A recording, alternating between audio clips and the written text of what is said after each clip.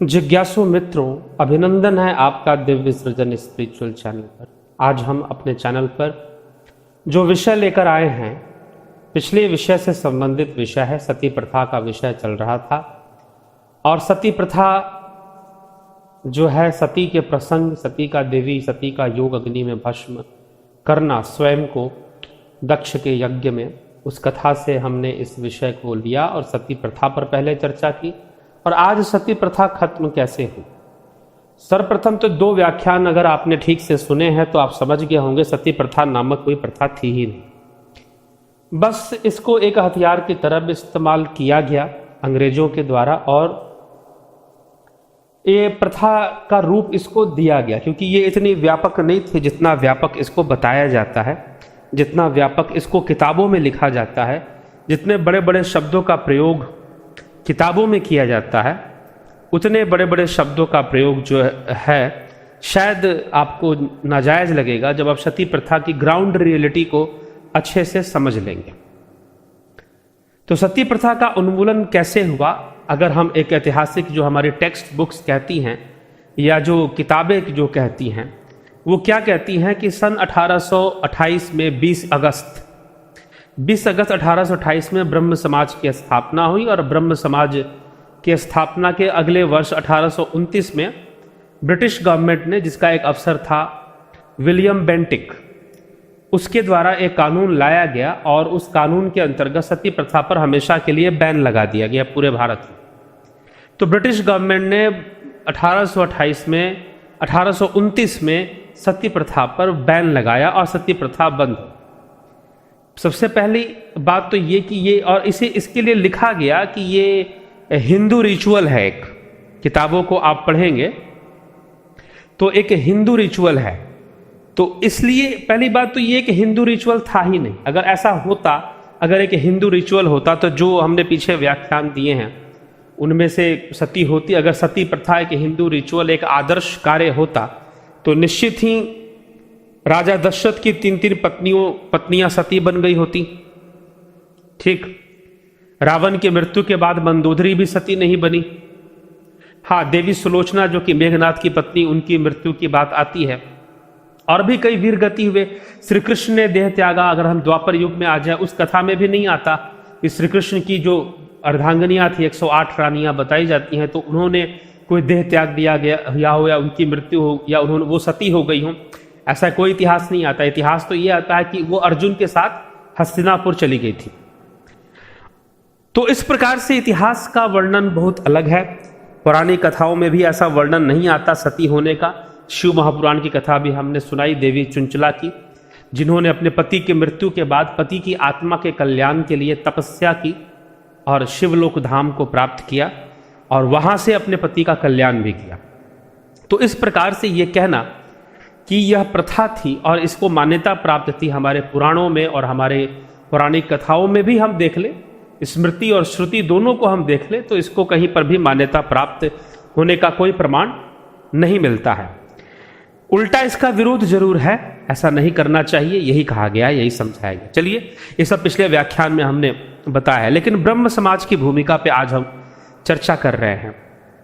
तो ब्रह्म समाज के जो संस्थापक थे, ब्रह्म समाज का आधार कैसे मिला सती प्रथा को बैन करने के लिए और इस पर विचार करने के लिए, तो ब्रह्म समाज का इतिहास पढ़ना जरूरी है, समझना जरूरी है। तो संक्षेप में हम आपको बता रहे हैं।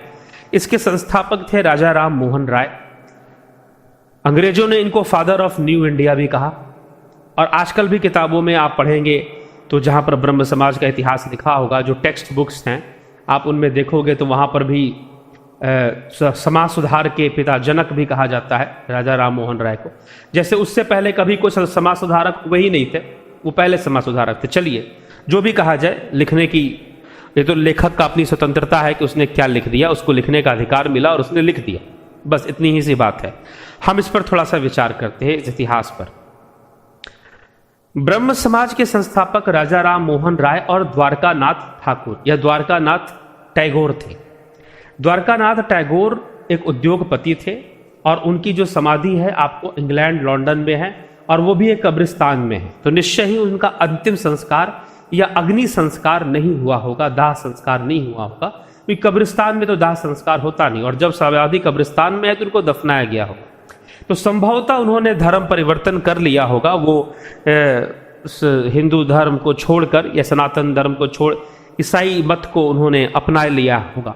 धर्म शब्द का प्रयोग हम नहीं कर सकते हर जगह, क्योंकि धर्म का अर्थ ही कुछ और है। पीछे एक वीडियो मिल जाएगी आपको रिलीजन, मजहब और धर्म के ऊपर, जिसमें बताया गया है कि परिभाषिक तीनों का परिभाषा क्या है। तो द्वारकानाथ टैगोर जो थे और राजा राम मोहन राय, इन दोनों ने मिलकर ब्रह्म समाज की स्थापना की। मुख्य भूमिका इन दो लोगों की थी। 1815 ईस्वी में राजा राम मोहन राय ने आत्मीय सभा बनाई थी, जो कि 1828 अर्थात 13 वर्ष बाद जाकर वो ब्रह्म समाज के रूप में परिवर्तित हो गई। वहां पर ब्रह्म समाज की स्थापना हो गई। राजा राम मोहन राय का इतिहास कहता है कि उनका जन्म 1774 ईस्वी में, कहीं कहीं पर 1772 भी लिखा हुआ पाया जाता है। तो 1774 से 1833 तक उनका जीवन काल रहा। 1833 में उनकी मृत्यु हो गई, और कहते हैं बचपन में ही उनका विवाह हो गया, बाल विवाह हुआ। पत्नी की मृत्यु हुई, दोबारा उनका विवाह हुआ, शायद उस पत्नी की भी मृत्यु हुई तो तिबारा उनका विवाह हुआ, फिर बाद में विधवा पुनर्विवाह भी हुआ। तो पॉलीगैमी पाई जाती है उनके यहाँ पर, और इस तरह से कुछ वर्णन है। लेकिन उनकी पत्नी सती नहीं, पत्नी की मृत्यु हुई तो वो सती कहाँ से होंगे। लेकिन उनके भाई की मृत्यु हुई तो उनकी भाभी को सती कर दिया गया, अर्थात उनको भी, भाभी को भी चिता पर अग्नि दे दी गई, उनका भी अंतिम संस्कार साथ में कर दिया। कुछ ऐसी घटना उनके परिवार में घटी, ऐसा कहा जाता है। एग्जैक्ट ऐसा हर जगह लिखा हुआ नहीं मिलता है, लेकिन फिर भी ऐसी बातें होती हैं, तो इसलिए मैं आपको बता रहा हूं। कितना इसमें निश्चय है ये नहीं पता।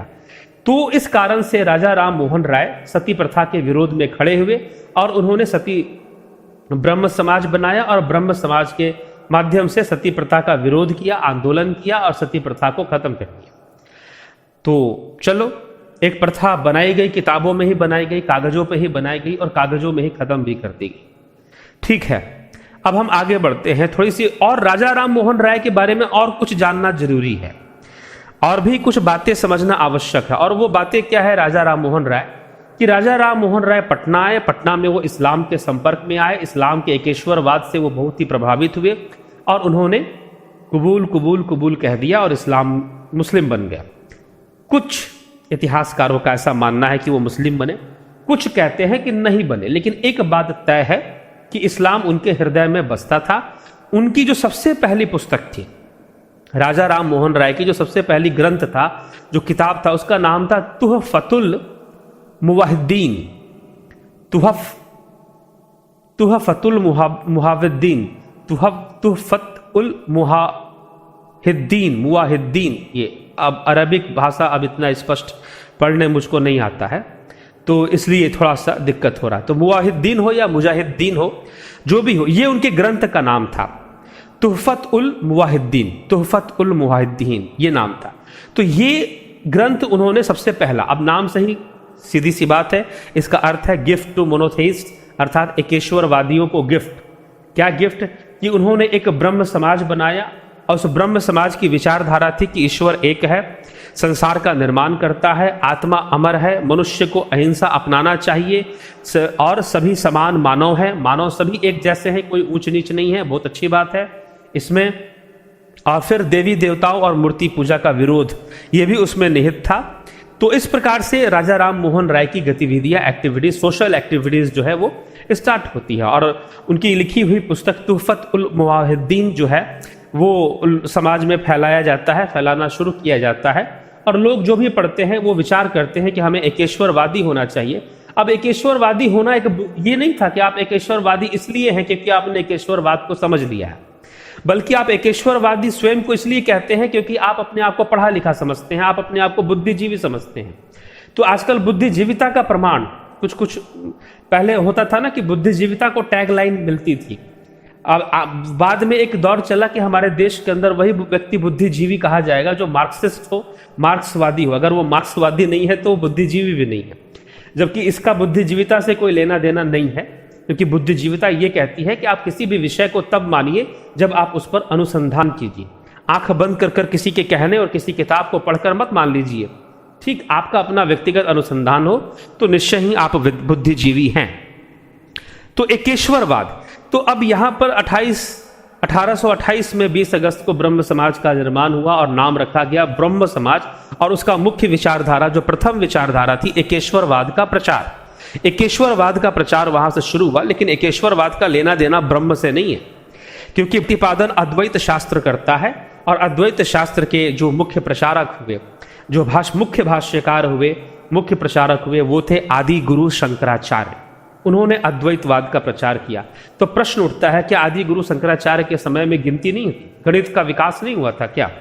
जबकि आर्यभट्ट तो बहुत पहले हुए, आदि गुरु शंकराचार्य से भी बहुत पहले आर्यभट्ट, महर्षि आर्यभट्ट हुए, जो कि दशमलव से सारी गिनतियां और गणनाओं की सारी प्रक्रिया वो दे चुके थे।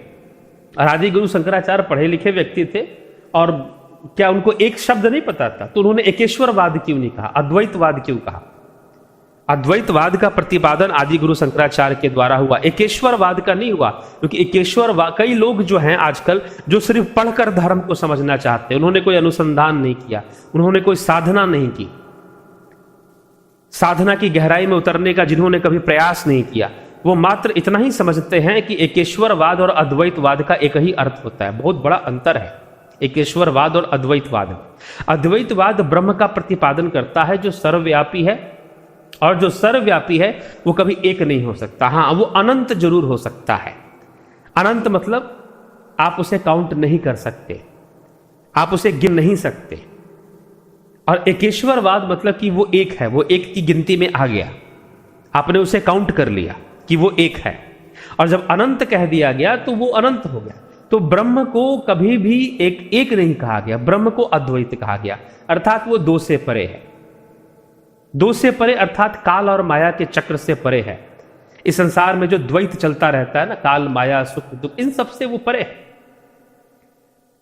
ठीक, तो प्रकृति द्वैतमयी है, प्रकृति के अंदर द्वैत है और उससे परे अद्वैत है, वो ब्रह्म है। और उसने इस सृष्टि को बनाई नहीं है, वो स्वयं ही बन गया है सृष्टि, वो स्वयं ही सृष्टि रूप है। इसलिए ब्रह्म को सर्वव्यापी माना गया। संसार में जितनी भी वस्तुएं हैं सब ब्रह्म की किसी न किसी रूप में, वो ब्रह्म की ही अभिव्यक्ति है, ये भी माना गया। तो यहां पर निर्माणकर्ता वाली भी कोई बात नहीं रह जाती, खंडित हो जाती है। तो पहला जो सेंटेंस है ब्रह्म समाज का कि ईश्वर एक है और संसार का निर्माण करता है, यही अद्वैत के आधार पर खंडित हो जाता है। यह तर्क ही अद्वैत शास्त्र के आधार पर खंडित होता है। आगे हम इस पर विचार करते हैं। चलिए, राजा राम मोहन राय और द्वारिका नाथ ठाकुर ने बनाया और उसे विलियम बेंटिक ने सती प्रथा खत्म की। विलियम बेंटिक के बारे में कहते हैं, उसके ऊपर एक वीडियो फिल्म है कि उसने किसी महिला को, कोई महिला थी, उसका पति मर गया और उसको जबरदस्ती लोग पति के साथ जला रहे थे, तो विलियम बेंटिक रोकने के लिए गया। एक वीडियो फिल्म है, उसके अंदर बड़ा दर्द था भारतीय महिलाओं के प्रति। लेकिन वो दर्द तब कहां चला गया था जब अंग्रेजों ने अपने बंदूकें खोली थी आदिवासियों के विरुद्ध। तब वो दर्द कहां चला गया था? सारे गरीबों की, आदिवासियों की जमीनें हड़पकर जमींदारों को बिठा दिया इन्होंने। दलितों का निर्माण किसने किया? दलितों का निर्माण अंग्रेजों ने किया है, जाकर इतिहास पढ़ लेना अच्छे से। तो सबको गरीब कर दिया। आदिवासी समाज, जिनकी जमीनें थी, जो जिनके खेत थे, जिनके कबीले थे, जिनके गांव थे, और दलित समाज, जिनकी अपनी जमीनें थी, अपनी जमीनों पर खेती बाड़ी करते थे, उन सब की जमीनें हड़प कर जमींदारों को बिठा दिया अंग्रेजों ने और प्रथा शुरू कर दी। और फिर वो शोषण का दौर शुरू हुआ, जिसकी गाथा जो है बतानी इतना आसान नहीं है, वो बहुत ही दर्दनाक गाथा है। चलिए हम अपने विषय पर आते हैं। तो ब्रह्म समाज की स्थापना हुई और उसके माध्यम से विलियम बेंटिक ने, अंग्रेजों ने एक, अब देखिए अब क्या शुरू हो रहा है, यहां पर समाज सेवा का कार्य शुरू हो रहा है। अंग्रेजों ने एक प्रक्रिया शुरू की हमारे देश के अंदर, अवार्ड देने का और फंड देने का समाज सेवकों को, जो समाज सेवा करेगा। लेकिन किसके पक्ष में? अंग्रेजों के पक्ष में। अंग्रेजों के लिए भगत सिंह समाज सेवी नहीं थे, चंद्रशेखर आजाद समाज सेवी नहीं थे। लेकिन आप समाज सेवा का ढोंग करो और अंग्रेजी सरकार को कुछ फायदा पहुंचाओ। अंग्रेजी सरकार जो फूट डालो और राज करो की नीति पर चलती थी, वो कैसे भी चाहते थे कि भारतीयों को आपस में फूट डाला जाए और भारतीय संस्कृति, भारतीय शास्त्र सभ्यता जो है उसको खत्म किया जाए। खत्म किया जाए ताकि हमें शासन करना आसान हो। वो दुनिया पर राज करना चाहते थे और इसलिए चाहते थे कि सब हमारे फॉलोअर बन जाए। आज देखिए ना आप, चाहे वो कम्युनिस्ट मूवमेंट हो, चाहे वो इस्लामिक मूवमेंट हो, वो क्या चाहते हैं कि सब हमारे फॉलोअर बन जाए ताकि सारी दुनिया पर राज करना हमारे लिए आसान हो जाए। और इस चक्कर में हिंसा भी करते हैं, कूटनीति भी करते हैं, राजनीति भी करते हैं, सब इस विषय पर चलती रहती है। तो ये इतिहास है ब्रह्म समाज का। तो राजा राम मोहन राय एक मोहरा थे। राजा राम मोहन राय एक सिपाही बने। अंग्रेजों ने देखा कि राजा राम मोहन राय जो है खुले विचारधाराओं के हैं, इस्लाम में भी बहुत विश्वास करते हैं, तो ये हमारे लिए बड़ा ही कारगर सिद्ध हो सकते हैं। तो ये ब्रह्म समाज की जो स्थापना की जो आइडिया थी, ये कोई राजा राम मोहन राय का विशेष आइडिया हो ऐसा बात नहीं, ये अंग्रेजों की ही आइडिया थी। द्वारका नाथ ठाकुर जो थे वो अंग्रेजों के बहुत नजदीक थे, उद्योगपति थे। तो अंग्रेजों के माध्यम से ही ये एक आइडिया आया कि कुछ ऐसा समाज बनाओ जिसका नाम तो हिंदू धर्म के ऊपर हो, सनातन धर्म पर आधारित हो, लेकिन विचारधारा जो हो वो इस्लामिक हो या फिर दूसरे विचारधारा, और ताकि हमें हिंदुओं को कंट्रोल करने में आसानी हो, उनमें जो क्रांतिकारी गतिविधियां शुरू हो रही हैं उसको रोका जा सके। कुछ ऐसा उद्देश्य लेकर अंग्रेजों ने ये ब्रह्म समाज की स्थापना करवाई। अगर माना जाए तो स्थापना करवाई, आप ये समझ। और जस्ट 1 साल बाद ही उन्होंने सती प्रथा का एक डंका बजा दिया। और क्या लिखा, मैं इग्नू के टेक्स्ट बुक में आपको लिखा हुआ है, जो ये कहते हैं, वो क्या कहते हैं टेक्स्ट बुकों में। देखिए किस प्रकार से, किस तरह की भाषा, अंग्रेजी में लिखा हुआ है। मैं बताऊं, ये टेक्स्ट बुक है, समाज है, एक समाज सेवा के ऊपर ही इंदिरा गांधी नेशनल यूनिवर्सिटी का ये टेक्स्ट बुक है। उसमें क्या लिखा जा रहा है, in spite of organised opposition from the Dharma Sabha, Brahmos came out successful in getting the law pass in 1829 against the sati practice. They were thankful to God and British government, whose protecting arm has rescued our weaker sex from cruel murder under the cloak of religion. कि धर्म चक्र से हमारे महिलाओं को, जो कमजोर लिंग है, उसको बचाया गया क्रूएल मर्डर से। और क्या क्या, they were thankful to God and British government. British government और गॉड दोनों को एक साथ रखा गया इस सेंटेंस के अंदर, ये किताबों के अंदर लिखा हुआ है कि ब्रिटिश गवर्नमेंट भगवान थी, भगवान की तरह उस आई और महिलाओं की समस्या को दूर कर दिया। तो वो सती प्रथा जो व्यापक थी ही नहीं, जो प्रथा थी ही नहीं, जो वास्तव में पहले से एक क्राइम थी, जिसका विरोध जो है स्वयं सम्राट हर्षवर्धन भी कर चुके थे और दूसरे कई राजाओं और पीछे सुधारकों ने भी। मीराबाई सबसे बड़ी सुधारक, मीराबाई ने कठोर, जब उनके पति की मृत्यु हुई तो राजस्थान की घटना है ना भाई, मीराबाई सती क्यों नहीं हो गई और क्यों नहीं उनको जबरदस्ती उनके पति के साथ लिटा दिया गया? ठीक, तो विचार करना चाहिए। सती प्रथा इतनी व्यापक थी ही नहीं जितना कि इसको प्रथा के रूप में किताबों में लिख दिया गया, दिखा दिया गया। और हमें लगता है कि राजा राम मोहन राय ने शायद बहुत बड़ा काम कर दिया और पूरे देश को जैसे बदल के रख दिया हो उस समय। तो चलिए ठीक है, अब लिखा गया, पढ़ते आए हैं और परीक्षाओं को पास करते आए हैं, एग्जामिनेशन देते आए हैं इन्हीं विषयों पर। तो राजा राम मोहन राय, उनका अपना जो चरित्र था वो इस्लाम से अत्यधिक प्रभावित था, अंग्रेजों से अत्यधिक प्रभावित था। ब्रह्म समाज बना और ब्रह्म समाज बनने के बाद आगे बढ़ा। इसके 2 अनुयायी हुए बहुत बड़े राजा राम मोहन राय के। एक थे द्वारका नाथ ठाकुर के जो पुत्र थे देवेंद्र नाथ टैगोर, और दूसरे केशव चंद्र सेन। इन दोनों ने बहुत बढ़ाया ब्रह्म समाज को। केशव चंद्र सेन अलग राज्यों में, बंगाल से बाहर निकलकर पंजाब, राजस्थान, यूपी, बिहार, आपके मद्रास, इन सभी क्षेत्रों में शाखाएं स्थापित की। लगभग 54 शाखाएं देश भर में ब्रह्म समाज की बनाई केशव चंद्र सेन ने। तो केशव चंद्र सेन मुख्य रूप से विधवा पुनर्विवाह और अंतरजातीय विवाह पर उन्होंने बहुत कार्य किया। लेकिन देवेंद्र नाथ टैगोर को इस बात से समस्या थी कि अंतरजातीय विवाह पर कार्य नहीं होना चाहिए और विधवा पुनर्विवाह पर भी कार्य नहीं होना चाहिए। कुछ ऐसी उनकी विचारधारा कही जाती है, ऐसा लिखा हुआ पाया जाता है, तो मैं बता रहा हूं। तो देवेंद्रनाथ टैगोर और केशव चंद्र सेन के बीच में विभाजन हुआ। ब्रह्म समाज का विभाजन 2 रूप में हुआ, आदि ब्रह्म समाज और ब्रह्म समाज। केशव चंद्र सेन ब्रह्म समाज में रहे और देवेंद्रनाथ टैगोर आदि ब्रह्म समाज का निर्माण करते हैं, जो कि अलग था। अब ब्रह्म समाज 2 भाग में बट चुका था। केशव चंद्र सेन ने इसका प्रचार किया लेकिन केशव चंद्र सेन साथ ही साथ रामकृष्ण परमहंस के संपर्क में आए। देखिए वो दौर है, ये वो दौर है जब रामकृष्ण परमहंस भी थे, ईश्वरचंद्र विद्यासागर भी थे, दयानंद सरस्वती भी थे। ये उसी टाइम पर दयानंद सरस्वती भी हुए हैं। 1824 में दयानंद सरस्वती जी का जन्म हो चुका था और दयानंद सरस्वती भी थे। तो ये केशव चंद्र सेन ही थे जिन्होंने दयानंद सरस्वती से कहा था कि आप अपने एकेश्वरवाद की विचारधारा पर आप एक ग्रंथ लिखिए, सत्यार्थ प्रकाश की रचना कीजिए। और तब दयानंद सरस्वती ने सत्यार्थ प्रकाश की रचना की थी। एक सलाह दिया था, ऐसा नहीं कि उन्होंने लिखवाया हो, एक एडवाइस दिया था केशव चंद्र सेन ने महर्षि दयानंद सरस्वती को।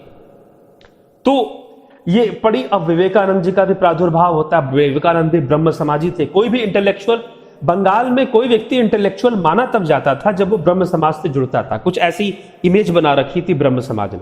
स्वामी विवेकानंद भी ब्रह्म समाज से जुड़े, लेकिन रामकृष्ण परमहंस एक क्रांतिकारी विभूति वहां पर थी। लेकिन ब्रह्म समाज कर क्या रही थी बंगाल में? बंगाल में ब्रह्म समाज एक ही काम करती थी, नाम था ब्रह्म समाज।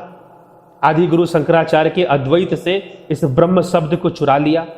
नाम था ब्रह्म समाज। ऐसा लगेगा जैसे कि आध्यात्मिकता का प्रचार कर रही हो, लेकिन ब्रह्म समाज प्रचार करती थी अंग्रेजी भाषा का, अंग्रेजी पहनावे का, अंग्रेजी खान पान का।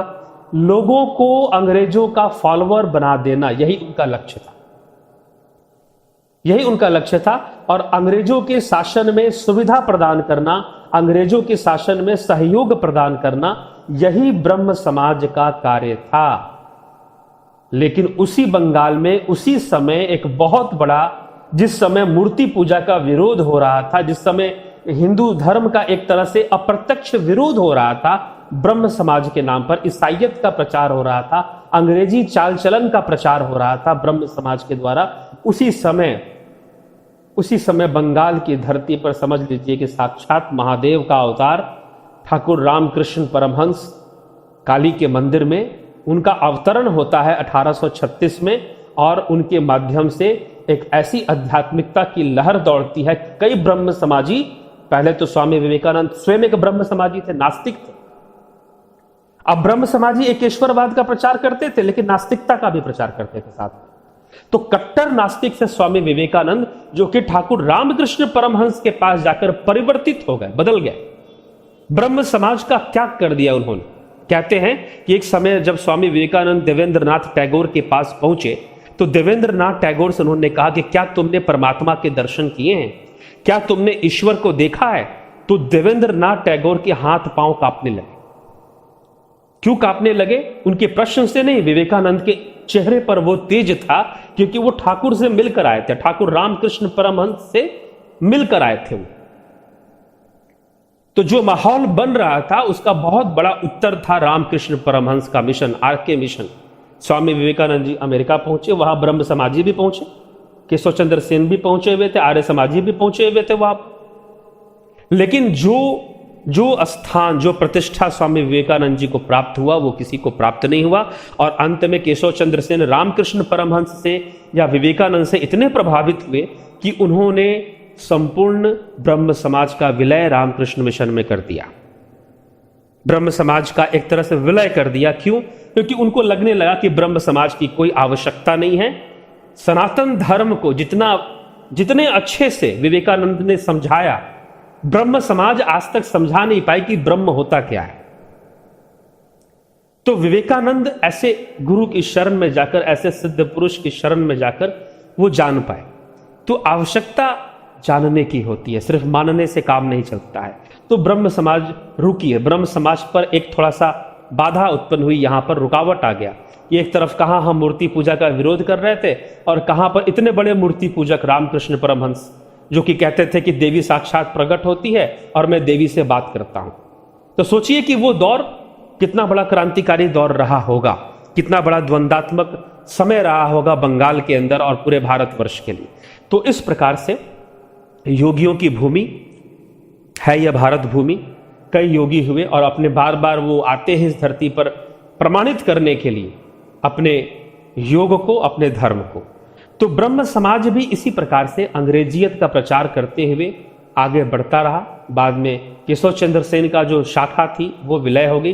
आज भी जो आदि ब्रह्म समाज है या साधारण ब्रह्म समाज है, जो कि देवेंद्रनाथ टैगोर ने चलाया, उन्हीं के सुपुत्र हुए रविंद्रनाथ टैगोर, जिन्होंने अंग्रेजी अफसरों को खुश करने के लिए जन गण मन लिखा, जिसको हम आज तक राष्ट्रगान के रूप में घसीट रहे हैं। उसे हम अपना राष्ट्रगान मानते हैं, हम उसे भारत माता के सम्मान में मानते हैं, लेकिन जब गाया गया था तो अंग्रेज अफसरों के सम्मान में ही गाया गया था।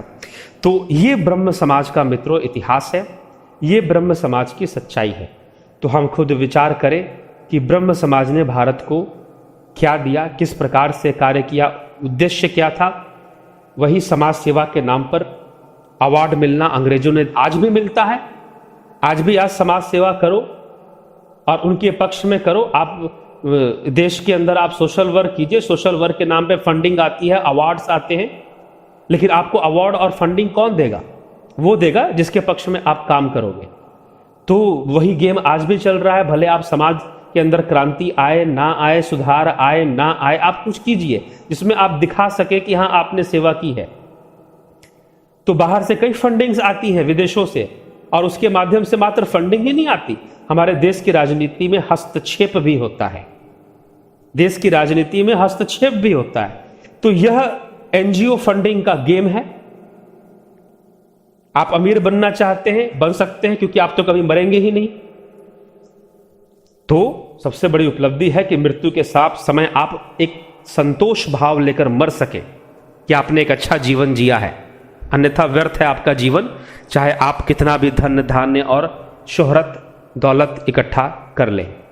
तो यह मुख्य विषय ब्रह्म समाज की भूमिका पर हमने ये अपने विचार रखे, इस पर विचार करें। और ब्रह्म समाज जैसी समाज सेवी संस्थाएं आज भी भारत में हैं जो कि इस देश के लिए काम नहीं करती है। सच्चाई ये है, ये उस मोटिव्स के लिए काम। पहले तो अंग्रेज थे ना, अंग्रेज फंडिंग कर रहे थे, अवार्ड दे रहे थे समाज सेवा के नाम पर। आज देश में कम्युनिस्ट फंडिंग होती है समाज सेवा के नाम पर, आज देश में इस्लामिक फंडिंग होती है, अरबिक फंडिंग होती है समाज सेवा के नाम पर, सोशल वर्क के नाम पर। तभी तो हमारे नेता, हमारे मुख्यमंत्री लेवल के नेता को इस बात का दुख है कि सिक्किम जो है वो भारत में क्यों है, चाइना में क्यों नहीं है। ठीक है, उनको भारत को ताकतवर नहीं बनाना है, क्योंकि उनको फंडिंग नहीं मिलती इसके लिए। उनको पैसा मिलता है इस बात के लिए कि चाइना ताकतवर हो जाए, पाकिस्तान ताकतवर हो जाए। तो आज भी वो षड्यंत्र चल रहा है। ऐसा नहीं कि अंग्रेजों ने जो ब्रह्म समाज के माध्यम से षड्यंत्र किया वो आज खत्म हो गया, वो आज भी चल रहा है और हमें जागरूक रखना है, तो हम इससे बच सकते हैं। धन्यवाद।